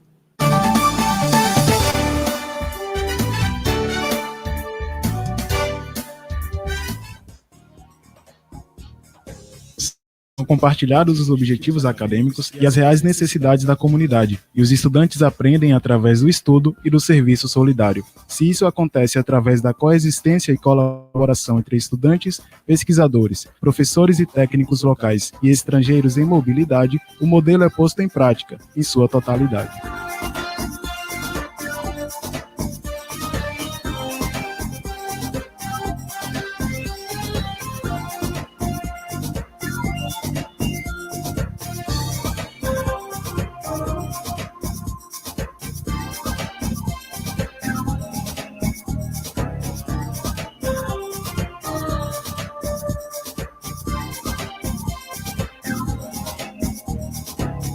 E se questo succede con la compresenza e con la collaborazione di studenti, ricercatori, professori e tecnici amministrativi locali e stranieri in mobilità, il progetto Inter-Eurisland viene proposto e implementato nella sua globalità. Inter-Eurisland! Inter-Eurisland! Inter-Eurisland! Ciao!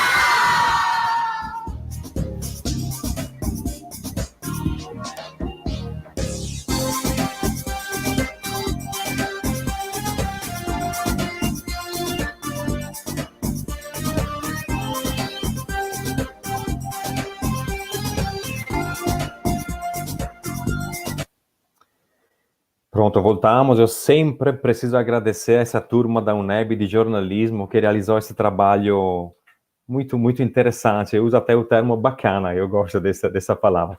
Rapidamente, para concluir, quando a gente fala de educação para uma cidadania proativa, a gente pensa principalmente nesses pontos. E as atividades principais para nós, da equipe de pesquisa e de ação, são as atividades justamente interculturais, que nós chamamos até de educação entre pares, que os estudantes, os intercambistas desenvolvem.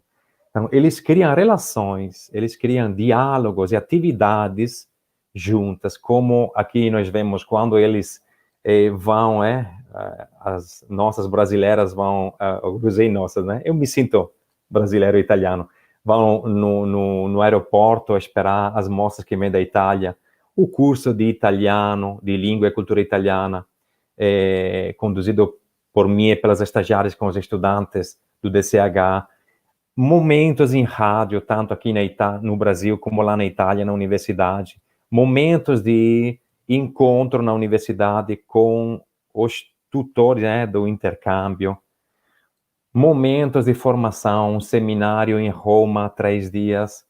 Aqui à esquerda, vocês estão vendo lá em cima a estudante do DCH, Jamile, que está dando o curso de italiano e língua e cultura italiana para os italianos que depois vieram para o Brasil. Aqui embaixo, o contrário, a apresentação do DCH lá em Pádua. Enfim, do ponto de vista da relação, nós pensamos que esse vínculo entre eles é, de fato, algo de altamente educante. E eu puxo mais uma conversa. É o relatório final dessa estudante, comunicar.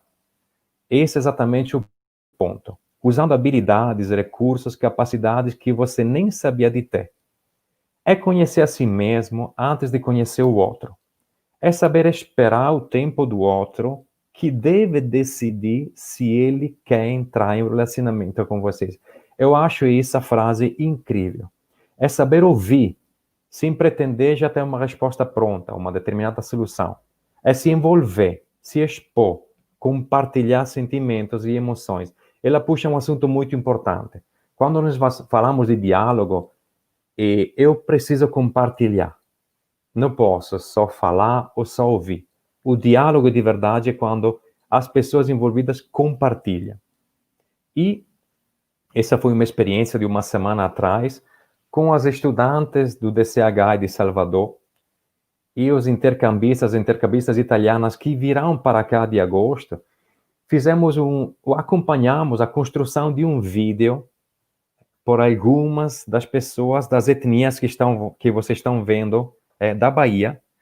Então, eles fizeram o vídeo e os estudantes italianos e brasileiras traduziram do português ao italiano e depois fizemos o encontro com os protagonistas do vídeo. Do ponto de vista educativo, esse momento foi incrível. Eu nem consigo relatar para vocês todos os pontos fortes de um momento assim, de diálogo e de interação.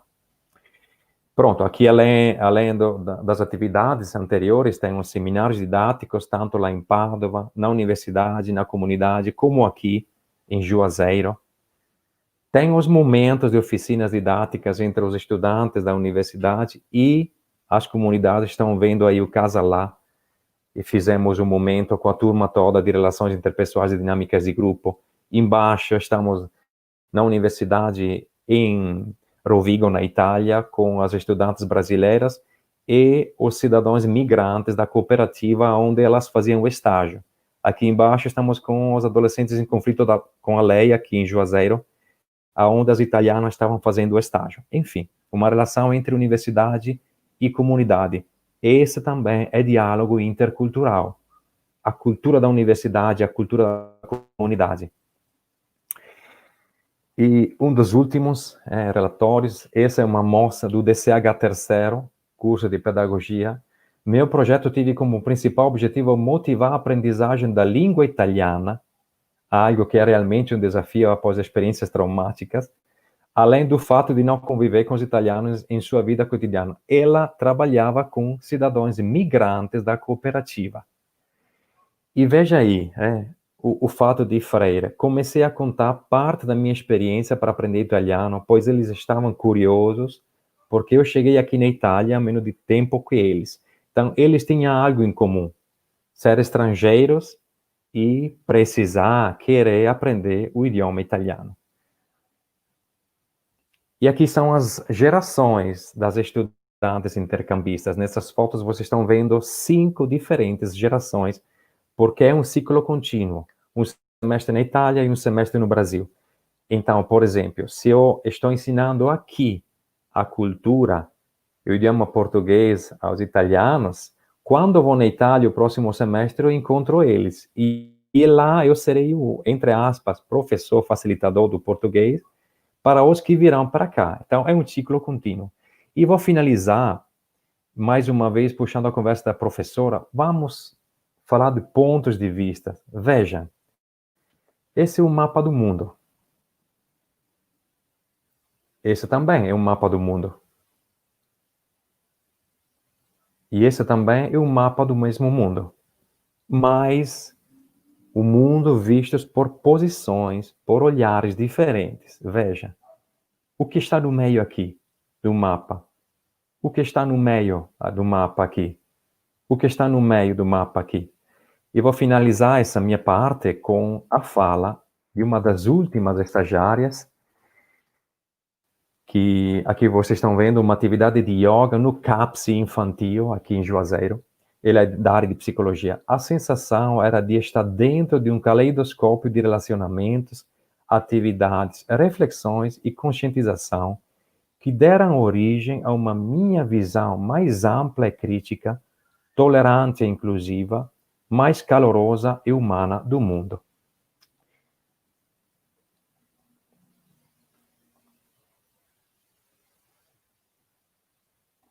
Pronto, acho que não estou mais compartilhando. Confirma? Sim. Pronto. Muito bom, Nicola. Fiquei no tempo. Até 25 minutos só, professor. Mas então gostaria de remarcar, antes do debate, se possa usar para os meus últimos 5 minutos, esses 3 pontos chaves da nossa pesquisa. Lembrando que o primeiro, o que é relevante para nós é o encontro entre pessoas que veiculam, são portadoras de cultura. Não é um encontro entre a cultura italiana. O que é cultura italiana? a cultura brasileira. O que é a cultura brasileira? Mas entre pessoas. E aqui nasce o diálogo verdadeiro, a construção desse através do diálogo. O segundo é que para dialogar, eu preciso me conhecer. Eu preciso conhecer cada vez mais as minhas raízes e o meu contexto. Valorizar o meu contexto para poder dialogar e conhecer um outro ponto de vista, um outro contexto. E o terceiro é o reconhecimento e a valorização das diferenças e das semelhanças. Pronto. E, mais uma vez, agradecendo por esse belíssimo momento de troca. Mais uma vez. Muito grato. Muito grato também, Nicola, o PPGESA, o nosso departamento DCH, da UNEB de Juazeiro, o PPGESA, o Programa de Pós-Graduação em Educação, Cultura e Territórios Semiáridos. O canal PPGESA agradece a sua contribuição, assim como agradece a contribuição da nossa querida Edileise Mendes. Eu fiz aqui alguns registros, como eu disse inicialmente, esses registros são uma parte dos participantes e outros daquilo que eu pensei quando vocês estavam falando. Eu estava aqui me lembrando de eu acho que, não me lembro exatamente em que contexto foi, mas a Edileise Mendes, uma vez ela se posicionou dizendo assim que a língua de repente vaza. Ela disse isso numa discussão muito descontraída, né? Foi num desses nossos encontros por aí. E agora, vendo vocês falando sobre essa relação entre a língua e a cultura, né? Entre a interculturalidade no sentido pragmático, né? Libertador, Paulo Freireano, aí eu começo a recordar o que ela queria dizer naquela ocasião, quando ela falou que a língua em si, de repente, vaza, né? E nós precisamos, de alguma maneira, né, extrapolar o conhecimento linguístico em si para poder mergulhar na cultura, né, nas práticas sociais, culturais, na vida daquele povo, né, e, de alguma maneira, construir uma relação intercultural, digamos, autêntica, libertadora e produtora. Eu agradeço demais essa contribuição de vocês, eu acho que nós estamos canalizando para um objetivo dessa live, que era efetivamente deixar mais claro, né, como esse conceito está sendo apropriado por nossos estudos no PPGESA, na UFBA, e abrir para que as pessoas tragam mais questões. Eu trouxe aqui umas 3, eu acho que vocês devem ter notado mais. Uma delas foi a de Cristiano Landulfo, eu acho que é muito mais uma pergunta que ela faz, eu não sei se a Nicola já registrou, se você considera que existe alguma relação entre o trabalho de Paulo Freire e de Milani, Dom Milani, né? Então, acho que você você já tinha registrado essa pergunta, mas houve também alguns comentários sobre do diálogo mútuo entre as universidades como sendo um papel fundamental, né, para quem faz educação superior e pesquisa. Algumas pessoas estão parabenizando pelo projeto. E, em síntese, alguém fez outra pergunta, acho que foi a própria Cristiano Landulfo, né? Onde acontece o curso de italiano, quem são os professores do curso, né? E aí ela vai fechar com mais um comentário, dizendo que, de fato, esse é o papel da universidade. Eu vou agora fazer uma abertura para vocês começarem a fazer essas retomadas, né, do que foi comentado, do que foi perguntado durante a live, que vocês puderam registrar, aquilo que eu registrei, e posteriormente, depois dessa etapa, nós vamos partir para os fechamentos. Aí vocês têm pouco tempo para fechar, porque, como disse inicialmente, é uma live realmente que dura 2 horas, não tem muito tempo além disso. Mas fique à vontade para responder o que vocês quiserem, dar as perguntas, comentar o que ainda precisa ser comentado, e finalmente a gente vai partir para o fechamento. Edileise Mendes, você começa, depois eu passo para a Nicola Andriano. Ah, tá. Tinham algumas... Eu quero só retomar um pouco uma questão que o Nicola falou aí, porque eu tenho discutido, inclusive eu estou preparando um livro que vai sair, que já está enrolado de tanto tempo que eu tenho que fechar esse livro, mas eu espero que ainda esse ano eu consiga. E uma das coisas que eu trago e que eu discuto nesse livro é que se a gente olhar para a história um pouquinho das relações entre professores, alunos, alunas, as práticas em sala de aula, para a educação de um modo geral, a gente sai de um modelo que é centrado no professor, né? Que é hoje extremamente criticado, modelo centrado no professor, professor que sabe, professor que conhece. Basta ler Freire, que isso está lá claríssimo, e tantos outros, né? É uma questão já superada. Então, sai desse foco no professor, que é o sabedor de tudo, da educação bancária, etc., etc., e aí, de repente, o foco se volta para o aluno, foco no aluno, foco no aluno. Então, até hoje, a gente vê foco nos alunos, foco no aluno. E nesse livro que eu estou desenvolvendo, eu defendo que o foco não deve estar nenhum nem outro, mas na interação, né? Isso diz tudo, porque não é deslocando a posição do professor para o aluno que você vai buscar construir uma educação mais sensível, né, culturalmente. Isso só é possível no diálogo, no encontro. E esse encontro é a interação que se constrói em sala de aula. Só que defender isso exige um trabalho, uma argamassa teórica forte, e é isso que eu estou fazendo para defender esse ponto de vista. Então, aguardem que em breve eu trago isso justificando porque eu estou colocando essa questão central. Isso tem tudo a ver com o que o Nicola falou, com os exemplos que ele trouxe, né? Com a experiência belíssima que ele trouxe, que é para dizer exatamente que esse espaço de construção do conhecimento, das experiências que se constroem na língua, que se aprende, que se ensina, se dá na interação, no encontro, no diálogo, na construção desse espaço outro, desse terceiro lugar, né? Que é resultado de um processo de ensino intercultural. Acho que foi o Rony, Fábio Rony, que perguntou sobre a questão da como ensinar diferentes variedades do português nessa perspectiva, etc. Eu achei interessante sua pergunta, porque eu tenho trabalhado muito com essa questão. No início, falava com Cosme que uma das minhas fortes atuações é na promoção do português no exterior, né? Em diferentes contextos, em diferentes espaços. E isso tem me dado um lastro, uma experiência gigante em relação às línguas, à educação linguística, ao contato com as pessoas, com professores, com alunos, alunas.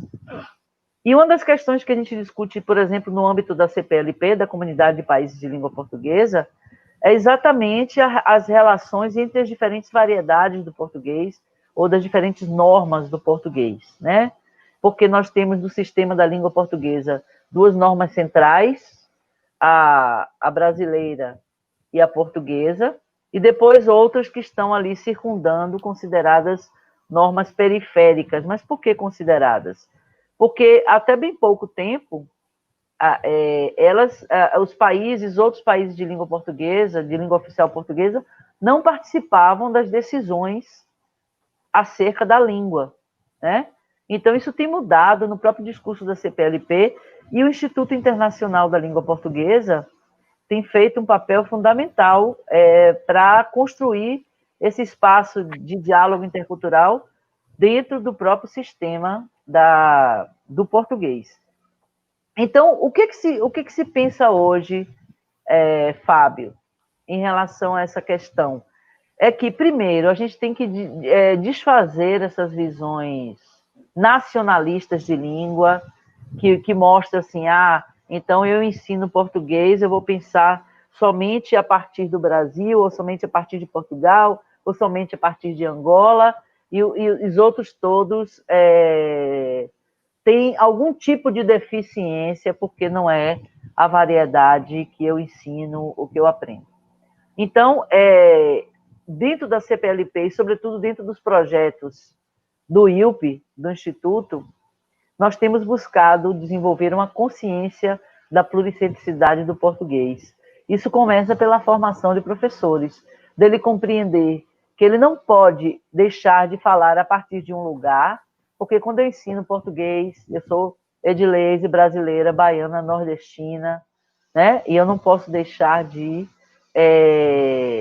mostrar isso e vivenciar isso, porque eu falo a partir do meu ponto de vista, buscando incorporar outros pontos de vista sobre o que eu sou, sobre o que eu ensino, sobre a própria língua. Mas sim pensar que o português é uma língua de mais de 270 milhões de pessoas no mundo, e que muitas pessoas vivem em português. Então, a partir desse momento, não significa dizer que você vai pegar recortes de português, de diferentes normas, para dizer que você está sendo pluricêntrico, ou que você está sendo promovendo a interculturalidade no espaço da língua. Mas sim é o comportamento de abertura. Para se ter uma ideia, muitos brasileiros dizem, mas eu não entendo nada de português. O português falado de Portugal. Não entendo nada, prefiro ouvir um espanhol falando. É um dos maiores absurdos, porque isso mostra o quê? Isso mostra que, na realidade, o brasileiro tem essa percepção, porque ele nunca é colocado em contato com nenhum português falando. Quando aparece um português falando na TV, vocês sabem disso, o Gilvan Oliveira costuma dar esse exemplo, aparece um português falando na TV, vem alguém e dubla por cima no telejornal, falando, entre aspas, o brasileiro, né? Então, esse tipo de comportamento que está assentado em visões nacionalistas de língua, e não numa língua como uma língua global, internacional, como uma língua pluricêntrica, que é o português, só prejudicam uma compreensão daquele professor do que é ensinar aquela língua de forma livre, aberta, incorporando diferentes saberes de diferentes normas da língua, obviamente situando o aprendiz de que em determinados contextos ele vai falar de acordo com aquela variedade, porque isso é normal, mas sem fechar a perspectiva da compreensão de que aquela língua é, na verdade, muitas línguas. O pessoal todo do espanhol aqui sabe o que eu estou falando, né? Que é um fechamento numa visão de língua que está relacionada a uma nação, a um país, a uma determinada variedade, a essa hierarquização que coloca variedades numa posição superior ou inferior, é completamente contrária a qualquer processo de construção da interculturalidade. Completamente. Gente, não sei o que aconteceu. Será que eu fiquei sozinha na live? Estamos aqui, professora. Era só para deixar um espaço até do vídeo. Vocês estavam ouvindo o que eu estava falando? Sim, totalmente. Sim, claro. Meu Deus, sim. Caiu todo mundo, fiquei não. sozinha na sala. Tá bem. Não sei se eu respondi, Fábio. Bom. Mais alguma questão, gente? Eu acho que, Leisa, que você respondeu satisfatoriamente as perguntas que foram apresentadas. Ô, Sábio, desculpe, Cosme, só um pouquinho aqui. Eu acho que a Digmar Jimenez fez uma pergunta, mas o Nicola já respondeu a diferença entre interculturalidade e transculturalidade. Sim. Já respondeu. Eu queria só chamar a atenção aqui, que nessa sala tem muitas pessoas que trabalharam, fizeram teses brilhantes, destacando e construindo a questão da interculturalidade. Eu já falei Doris Matos, de Sergipe. Cadê Patrícia? Patrícia Argolo, Patrícia Argolo Rosa. Está ouvindo? Patrícia Argolo Rosa, da UESC, que fez também uma tese linda, trabalhando com formação de professores de inglês, numa perspectiva intercultural. E tem doutorandas aqui, Josenéia, Irlena, um monte de gente aqui trabalhando, Josenéia, trabalhando com a interculturalidade em língua materna, em língua alemã, em língua espanhola, em língua portuguesa, para vocês verem que essa questão incomoda. Incomoda por quê? Porque não dá para essas pessoas, por exemplo, que estão vendo todo esse processo de visibilização do racismo, porque, como bem disse o Will Smith, não é que o racismo está aparecendo agora ele está sendo filmado, né?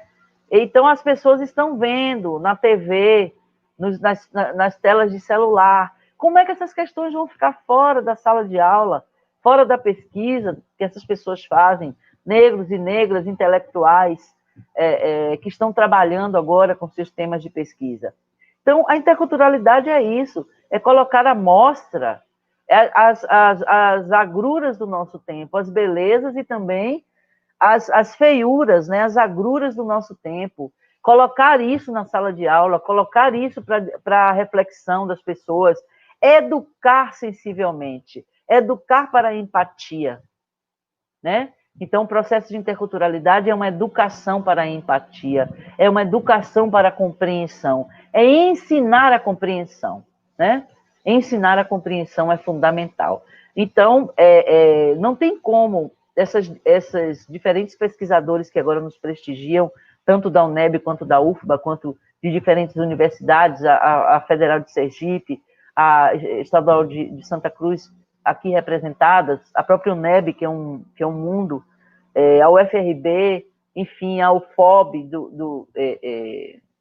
de muita gente aqui, não tem como a gente não pensar essas questões que atravessam a nossa vida hoje contemporânea, como o que estamos vivendo nessa pandemia, sobre as diferentes angústias que vivemos com esse governo, né, que está nos matando a todos, especialmente as comunidades mais carentes, que está exterminando jovens negros. Como deixar isso de fora e não transformar todas essas questões do nosso tempo em temas de pesquisa, inquietações para modificar e fazer crescer as práticas de formação e de ensino de línguas. Então, eu queria agradecer muitíssimo a Cosme, a Nicola, essa companhia linda, maravilhosa, essa live intercultural.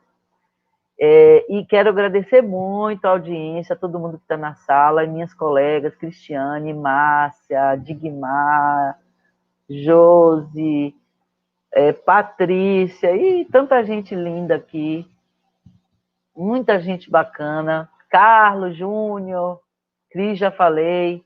Então, muitos amigos e amigas, Kelly Barros, que estão aqui, Irlena, Cris, Cristiane Pereira, enfim, essas pessoas que estão nos ouvindo também, eu lanço o desafio de vocês pensarem o quanto intercultural eu estou sendo agora, né?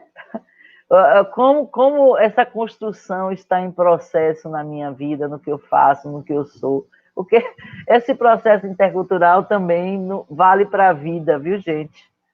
E a gente é uma busca constante todo dia, tá bem? Muito obrigada, um beijo. Nicola, um beijo, espero que a gente converse muitas vezes. Cosminho também. Beijo. Eu que agradeço, professora, Professor, posso responder algumas perguntas? Sim, eu estou agradecendo a Edleise pela presença completa. A Edleise, quando ela se apresenta completa, como intelectual, como pessoa, como amiga, como colega, como pesquisadora. É impressionante. É um prazer enorme.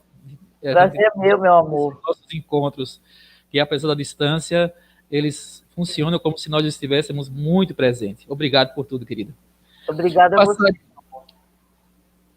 Passar agora para Nicola Andrian, Sim. Nosso coleguita. Então, eu também começo agradecendo muito ao professor Cosme, à professora Edleise. Vamos conversar com certeza. E a todos e todas vocês, até pelos cumprimentos do projeto, que é uma criação coletiva. Eu agradeço o meu supervisor, o professor Edmerson, que acompanha desde o começo do doutorado. Enfim, eu vou tentar responder algumas perguntas rapidamente. E pelas últimas, estão sendo repetidas algumas, mas eu queria dizer se temos materiais que estão saindo como artigos. Então, a pesquisa também que vocês vieram agora será um artigo em português. Para responder ao Fábio, para responder também ao Blazer. não apenas internacional, intercultural, mas interrelacional. Eu gostaria de dizer, tudo se dá através de relações entre pessoas. No diálogo entre universidade e comunidade, é o professor, são os alunos que encontram os responsáveis da comunidade, as pessoas do quilombola que é dentro do projeto. Então, tudo se dá através de pessoas. Diálogo entre universidades, são os reitores, são os professores das relações internacionais que ligam entre eles, que criam esses vínculos. Entre governos, são os presidentes, são as pessoas que cuidam das relações internacionais. Tudo se dá através de relações interpessoais. E é por isso que a educação do ser humano é importantíssima. Aí vou subindo, já tem texto, sim, estamos dizendo que estão saindo 2 artigos sobre a pesquisa, agradecendo a todos esses vossos comentários, e eu vou querer responder à pergunta de Kelly, porque eu acho muito forte aqui, Kelly Barros. Como resultado dessa reflexão, eu pergunto, quando a comunidade quilombola ensinar uma língua que representa uma supremacia branca, como posso ter uma atitude decolonial? Kelly, eu posso lhe dizer que para ter uma atitude intercultural, o interessante seria que as mesmas... Bom, antes de tudo, seria interessante saber se eles estão interessados ou não em uma língua de uma supremacia branca. Como disse a moça na apresentação, ouvir e entrar em relação é também dizer, essa pessoa quer entrar em relação comigo? Então, a primeira coisa seria interessante isso. E a segunda coisa, para ser uma relação intercultural, o interessante é que haja os dois lados. Eu posso ensinar a minha língua, que é o italiano, podemos falar que ela seja uma língua de uma supremacia branca, vamos juntos concordar, criar esse pensamento, mas também eu gostaria de aprender a língua desse grupo quilombola, para ter uma verdadeira interação. Interação é isso, é eu colocar na mesa que está na minha frente, na sua frente, a minha opinião, as minhas emoções, os meus conhecimentos, e você fazer o mesmo para juntos criarmos algo que é diferente, que é intercultural. Porque senão sempre há disparidade. Sempre. Isso não é, na minha opinião, sabe? Mas também, o Paulo Freire nos ensina isso desde o começo da sua trajetória, acho, né? E tinha mais uma pergunta, acho, que era sobre o italiano, não, do trabalho com a língua italiana. Acho que foi de Cristiani. Não estou mais achando ela. Mas, enfim. Blaise, concordo, achei fantástico. A projeção do mundo é um outro modo de visualizar o mundo. Né? Algumas vezes me falaram, professor Nicola, é um mundo de cabeça para baixo, e uma outra pessoa que estava lá disse, não é de cabeça para baixo, não. É um mundo assim. Porque se eu falo que é de cabeça para baixo, significa que eu acho que a cabeça está para cima, tá entendendo? Então, também sair da nossa visão não é nada fácil, mas como disse a professora Dileise, é um exercício importantíssimo para um diálogo de verdade. Eu agradeço mais uma vez esse momento tão enriquecedor, agradeço pelas questões também colocadas, pelas respostas à minha primeira pergunta. Professora Dileise, foi um prazer incrível. Prazer meu, querido. Obrigado ao professor Cosme e também ao professor Edimerson, que está aqui na live, e a todas e todos vocês. O mundo precisa de pessoas que saibam dialogar. Não é nem para falar isso. É necessário. Já ultrapassamos muitos limites. Precisamos crescer como pesquisadores, professores, estudantes, na ação prática. Então, é uma importantíssima tarefa que nós temos. Obrigado. Obrigado também, mais uma contribuição. Creio que, pelo meu histórico aqui, Nicola, você respondeu todas as perguntas e os comentários que foram feitos pela equipe, pelos os nossos seguidores. Então, eu estou particularmente satisfeito com esse fechamento que vocês fizeram. Queria fazer Diga, oi, Blaise. Queria fazer um comentáriozinho, só um pequeno comentário a propósito dessa reflexão última de cola, depois eu vou abrir para vocês fazerem aquele finalzinho mesmo, assim, sabe? Aquele tchau, tá? E aí você pode falar mais alguma coisa. Então, eu estava aqui me recordando que nós tínhamos uma crença, não tínhamos não, ainda há essa crença de que a escrita, a leitura, né, a leitura dos textos, ela aproxima, né, as pessoas, então ela encurta as distâncias. E isso é uma crença que é muito forte no modelo escolar iluminista, né, de que nós precisamos, basta ensinar a ler, decodificar os textos escritos, basta estudar e já está próximo, né? Ou seja, essa crença no poder da escrita de aproximar as pessoas, ela, nesse momento aqui que eu escuto vocês, eu coloco isso numa crise, né? Porque, efetivamente, nós precisamos mais do que aprender a ler, né? Aprender uma língua, aprender a ler os textos, aprender a decodificar a escrita. Precisamos mais do que isso, é encontrar o mundo dos autores, né? O mundo, o universo cultural, o que eles fazem, por onde eles fazem, o que eles comem, como é que eles caminham, quais são os territórios por onde eles circulam, quais são as suas etnias, a sua diversidade, né? As suas características próprias, ou seja, essa imersão que Nicola bem ilustrou com a relação com o povo quilombola, certamente com o povo indígena, me faz realmente concluir nessa minha reflexão nessa live sobre de que a escrita em si, ela não é suficiente para encurtar as distâncias, né? Mas nós precisamos de um pouco mais do que isso, ir além dos textos e mergulhar e buscar a cultura como apoio para essas relações entre povos. Obrigado também pela colaboração de vocês e quero que vocês saibam que tudo que vocês disseram é muito importante para tudo que nós fazemos no PPGESA. Vou passar agora para vocês fazerem aquele finalzinho mesmo, até se puder tocar um violãozinho vale, viu, Nicola?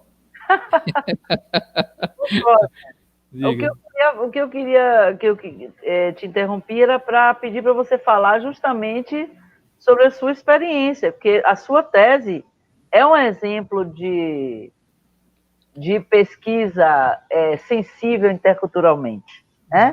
Tá certo. Era para você falar um pouquinho disso, da sua experiência. Mas, só para concluir, eu acho que nós já falamos muitas coisas aqui, e o nosso diálogo vai continuar em outros espaços, através das leituras. Se vocês botarem lá no Google, vocês vão encontrar meu endereço de Nicola, o contato. Também na página da UFBA, vocês encontram meu contato, tá certo? Hoje é a coisa mais fácil encontrar uma pessoa. Então, vocês, na página da UFBA, vocês têm lá todos os contatos. Eu queria só reforçar que hoje, mais do que nunca, como falou Nicola, é necessário a gente ensinar a compreensão, ensinar e aprender a compreensão. Porque para que a gente possa dialogar, a gente tem que compreender. Eu acho que antes do diálogo vem a compreensão, esse esforço sobre-humano da gente compreender, porque quando a gente compreende, a gente consegue desenvolver a empatia. E a empatia é o que permite que o diálogo aconteça. E aqui eu estou falando diálogo, não estou falando só do encontro, né? Quando você fala em diálogo na perspectiva bakhtiniana mesmo, e que depois é aprofundada de N formas, em diferentes campos do saber, o diálogo em si já pressupõe essa aproximação, essa troca, essa partilha. Então, para que ele estabeleça, é necessário que a gente compreenda o mundo. Então, quando Edgar Morin fala que um dos 7 objetivos do professor do século XXI é ensinar a compreensão, eu acho perfeito, né? Perfeito, porque sem ensinar e aprender a compreensão, a gente vê o que está acontecendo aí no mundo. Pessoas completamente incapazes de compreender, incapazes de ver, incapazes de ouvir, né? São pessoas que, na verdade, vivenciam uma espécie de morte, porque quem é incapaz de ver, na verdade, está morto. Quem é incapaz de dialogar é uma experiência de quase morte, né? Eu diria. Então, estejamos vivos, compreendamos o mundo, ensinemos a compreensão e a empatia, porque sem isso, nenhuma teoria intercultural dará certo. Okay. Beijo. Obrigado. Estamos indo para o finalmente mesmo, acho que só tem talvez um ou 2 minutos. Se puder, Nicola, fechar como você achar melhor, porque vai desligar daqui a pouquinho. Sim, tudo bem. Então, mais uma vez agradecendo, e vou responder a Cristiane, porque eu vi a pergunta. São cursos que são feitos aqui no DCH pelos estudantes. Fazem parte do projeto. Apesar do fato que agora o PPG está lançando um curso de italiano, nessa pandemia, gratuito, aberto à universidade como um todo. Então, será divulgado. Eu quero agradecer mais uma vez, dizer que a empatia é fundamental. E compreensão de nós mesmos, viu? Para eu conhecer a professora Edilese, eu preciso me conhecer profundamente. Então, essa é a ideia da educação contextualizada. Não podemos deixar de fora o nosso contexto, de jeito nenhum. Ele precisa ser valorizado. E, bom, eu vou valorizar um dos meus contextos, que é o italiano. Vamos se despedir cantando. A professora Edilese vai participar. Só o refrão. Penso che un sogno così non ritorni mai più. Mi dipingevo le mani e la faccia di blu. Poi d'improvviso venivo dal vento rapito e incominciavo a volare in un cielo infinito. Agora, volare,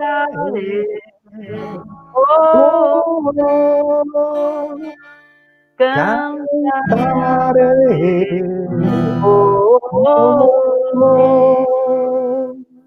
que maravilha! Mais uma vez, obrigado a todas e todos, professor Cosmo. Muito obrigado pelo convite, professor Edilese, também. Beijo para vocês, beijo, gente.